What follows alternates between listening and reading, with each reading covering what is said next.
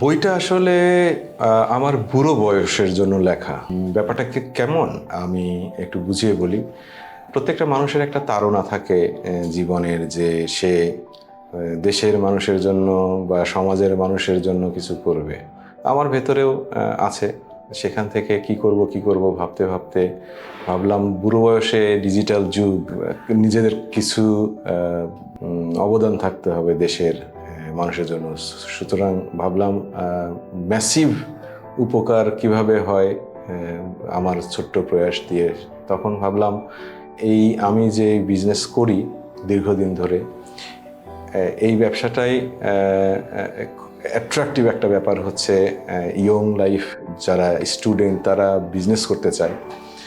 তো অবস্ট্যাকল থাকে হচ্ছে ইনভেস্টমেন্টের কারণে অনেকে ব্যবসার ব্যাপারটা চিন্তাই করতে পারে না। সো আমার এই বিজনেসটা দ্য স্কিল নলেজ কিছু স্পেসিফিক নিলে সে এই ব্যবসা সাহস করতে পারে কিছু সময় দিলে।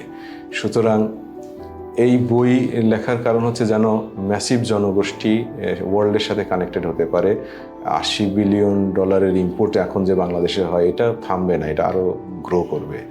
সুতরাং মিলিয়ন ইয়ং জেনারেশন এই বিজনেসে চলে আসবে এবং এখান থেকে টাকা ইনকাম করে পরে ইম্পোর্ট এক্সপোর্টে যাবে। এই জন্য আসলে বইটা লেখা।